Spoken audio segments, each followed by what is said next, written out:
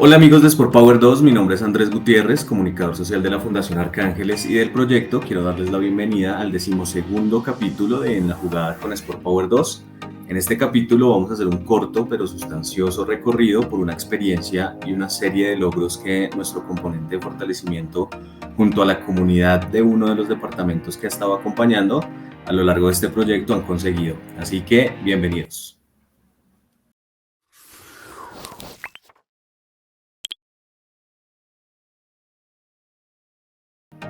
Hace ya un tiempo, nuestro componente de fortalecimiento ha estado trabajando en el departamento del Magdalena para conseguir el que puede ser uno de los hitos más significativos de este proceso en el proyecto Sport Power 2, y es la creación y promoción del Comité Departamental de Discapacidad.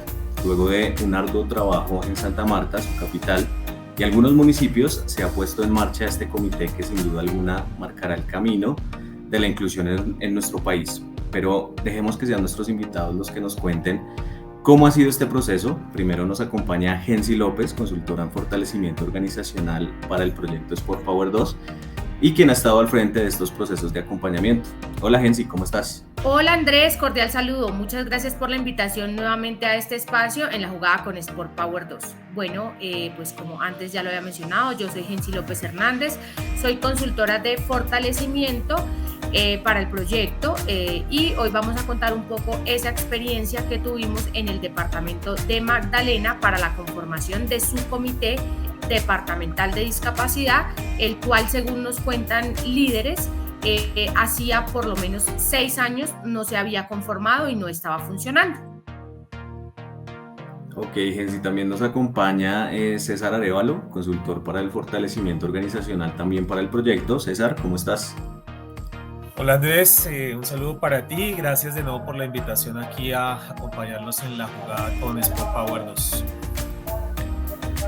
Bueno, ya dábamos un pequeño contexto de la importancia que ha tenido este acompañamiento no solo para la ciudad de Santa Marta y su población con discapacidad, sino que ha sabido crecer al punto de lograr un comité departamental que no es un logro menor, obviamente. Pero para empezar me gustaría preguntarte, Gensi, ¿cómo surge esta iniciativa desde el proyecto para orientar la conformación del Comité Departamental de Discapacidad del Magdalena, teniendo en cuenta el trabajo realizado en fases anteriores? Tengo entendido que se han conformado más de 14 comités municipales en el departamento, ¿puede ser?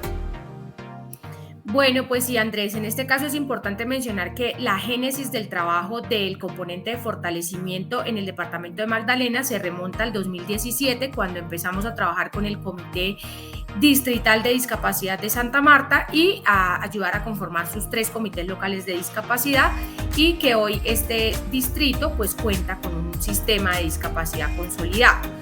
En una fase anterior del proyecto, teniendo en cuenta pues esa influencia territorial que teníamos en este departamento, acordamos con el donante poder transferir estas metodologías de fortalecimiento a comités de discapacidad al departamento de Magdalena. En ese proceso teníamos inicialmente una meta de conformar alrededor de 2 comités municipales de discapacidad a través de esa transferencia metodológica. Sin embargo, debido a la gran acogida que tuvieron las metodologías y al interés que mostraron otros municipios, el resultado final fue que se conformaron 14 comités municipales de discapacidad en este departamento de las diferentes regiones. Y pues digamos que así terminó este proceso de transferencia metodológica en esa fase. En esta fase actual que estamos desarrollando, nos comprometimos con el donante a poder contribuir con el proceso de la política pública de discapacidad en el departamento de Magdalena. Pero como bien sabemos, el primer paso para poder desarrollar un proceso de política pública en un territorio, de acuerdo con la metodología emitida por el ente rector del Sistema Nacional de Discapacidad en su momento, es poder tener un comité de discapacidad conformado. Entonces, pues nos encontramos que en el departamento de Magdalena, el comité llevaba aproximadamente unos 6 años sin funcionar, y teniendo en cuenta que este comité departamental de discapacidad debía conformarse de entre los representantes de la sociedad civil de los comités municipales de discapacidad, pues aprovechamos esa capacidad instalada que habíamos dejado en los 14 municipios en la fase anterior e hicimos todo el acompañamiento para que el departamento pudiera desarrollar el proceso de elección de los representantes de la sociedad civil del Comité Departamental de Discapacidad, vigencia 2023-2027. Entonces, pues de esta manera, pues constituimos un hito, básicamente por una instancia de participación que no funcionaba desde hace bastante tiempo.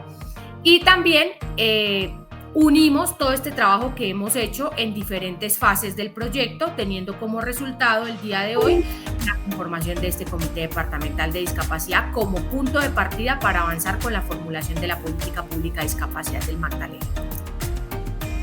Ha sido un trabajo bien interesante, conjunto entre ustedes, el componente, el proyecto. Y César, según esta visión, este pequeño contexto que nos da Gensi desde el proyecto, me gustaría preguntarte cómo fue el proceso ya de conformación del Comité Departamental de Discapacidad y cuáles fueron sus aspectos que tú destacarías de este proceso. Bueno, Andrés, lo primero, pues muy importante recordar que todo este esfuerzo, digamos, está dedicado a activar o a contribuir en la activación de unos espacios de coordinación entre la sociedad civil de las personas con discapacidad, sus familias y cuidadores, y el gobierno.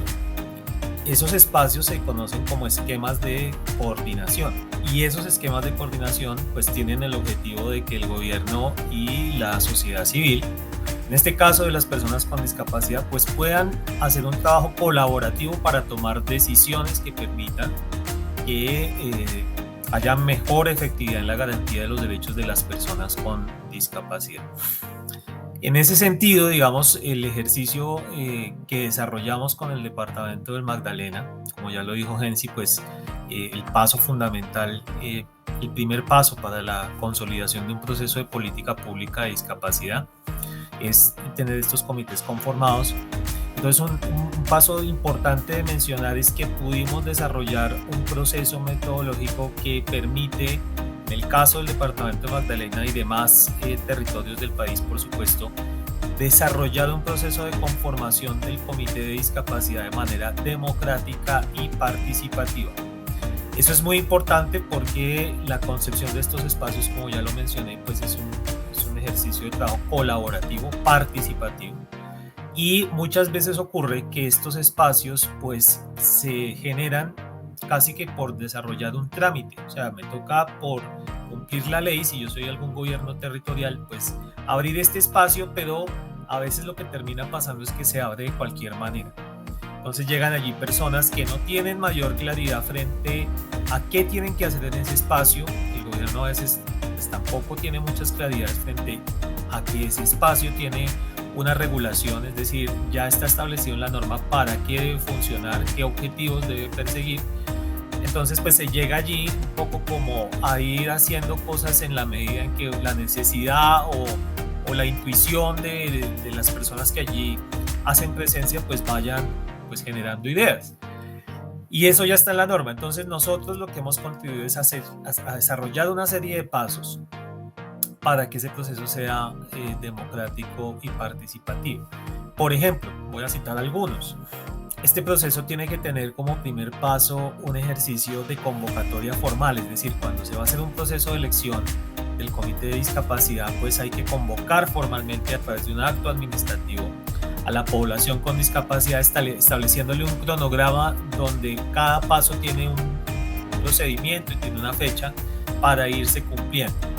Ese es un primer paso. Otro paso, por ejemplo, es que esa convocatoria hay que socializarla con los colectivos de las personas con discapacidad o con las asociaciones de personas con discapacidad existentes en el territorio para darles claridad sobre el proceso y, por supuesto, para reforzar un poco el conocimiento frente a qué es el Comité de Discapacidad. Otro paso más adelante que se desarrolla es poder que las personas con discapacidad hagan un ejercicio de postulación de su candidatura por categoría de discapacidad, como nos dice la ley 1145 que debe hacerse en este momento, y que se surtan los pasos con una documentación para que las personas acrediten pues, su discapacidad y acrediten pues, su permanencia en el territorio. ¿Eso por qué? Porque también ocurre, y voy a retomar porque son Dale. Eso ocurre porque a veces hemos encontrado que de pronto estamos en el municipio X, y hay representantes de la discapacidad que no viven allí, que viven en otro lado, y pues eso le resta formalidad al espacio, porque se trata de que el espacio existe para coordinar acciones entre el gobierno y la sociedad civil para las personas con discapacidad del territorio. Entonces yo debo pues conocer mi territorio, debo estar allí para poder generar pues propuestas. Y más adelante, pues también otro que es muy importante resaltar es el proceso de elecciones, ya las jornadas de elección, que debe ser mediante votación, y para el caso de las personas con discapacidad, por supuesto, con las medidas de accesibilidad que eso conlleva, ¿sí? Porque a veces pues vamos a decirle a las personas con discapacidad visual, bueno, vamos a votar, pero los tarjetones no tienen accesibilidad, no están dispuestos en formato braille, por ejemplo. O en algunos espacios donde se requiere todo este proceso, las personas sordas no cuentan con servicios de interpretación de lengua de señas. Entonces, la metodología o los pasos que nosotros desde el proyecto hemos propuesto para el Sistema Nacional de Discapacidad incluyen como todas esas variables, de manera que el mismo proceso garantice la transparencia. Ese es el valor agregado que nosotros entregamos al país, para que se puedan hacer pues estos procesos de manera, como lo dije antes, democrática y participativa, y sobre todo que las personas también tengan claro, tanto el gobierno como la sociedad civil, para qué son esos espacios, que es muy importante siempre tenerlo muy claro. Es increíble necesitar cómo estas normas se transforman en hechos fácticos que transforman e inciden en la forma en la que trabajan las personas con discapacidad en los territorios, pues obviamente por sus derechos y demás. Pero Gensi, de acuerdo con lo que nos han contado, me gustaría que más allá de la experiencia le demos algunos consejos a los departamentos para que conformen estos comités de discapacidad de manera democrática y participativa, como lo mencionaba Cecita hace un rato. Qué importante pregunta, Andrés. Bueno, vamos con el primer consejo práctico para los departamentos, y es un llamado a que recuerden que los representantes de la sociedad civil de los comités departamentales y distritales de discapacidad deben ser elegidos de entre los representantes de la sociedad civil de los comités municipales y locales de discapacidad respectivamente. Por eso, departamento, lo primero que tienen que hacer es poder brindar asistencia técnica a los municipios y localidades, departamentos y distritos, brindar asistencia técnica a municipios y localidades respectivamente, para que puedan saber cómo se conforman los comités de discapacidad de manera democrática y participativa, y también para que puedan saber cómo funcionan esos comités. Entonces, estamos en el marco de un Sistema Nacional de Discapacidad en el que los actores tienen que trabajar de manera articulada, y lo primero es que podamos orientar también de acuerdo con esas responsabilidades que tienen los departamentos y distritos en la resolución 3317 de 2012, que puedan orientar a municipios y a localidades sobre el funcionamiento de estas instancias de participación. Y ahí les echamos una cuñita, y es departamentos y distritos, si quieren pueden usar nuestra caja de herramientas para el fortalecimiento de comités de discapacidad para poder brindar esa asistencia técnica. Y es muy importante, a propósito de lo que menciona Gensi, caja de herramientas, que otra recomendación que nosotros hacemos, otra sugerencia que hacemos para el desarrollo de estos procesos, es que hay que desarrollar un paso a paso para los procesos de elección de los representantes de la sociedad civil en el comité de discapacidad. Es decir, no se puede hacer de cualquier manera, en cualquier momento, sin una secuencia de pasos ordenados, por una razón, y es porque hay que garantizar transparencia en el proceso, y también porque hay que garantizar que sea democrático y participativo.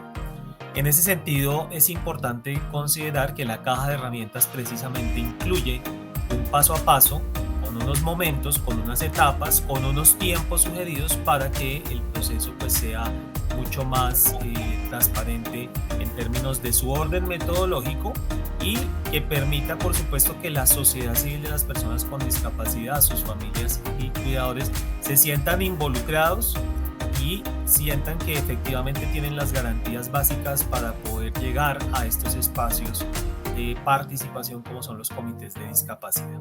Tercer consejo que le podemos dar a los departamentos y distritos es que entiendan que el comité departamental y distrital de discapacidad, junto con los comités municipales o locales de discapacidad, conforman un sistema, hacen parte de un todo que trata o que tiene como objetivo promover los derechos de la población con discapacidad, la garantía de los derechos de la población con discapacidad. En ese orden de ideas es completamente necesario poder hacer un trabajo colaborativo.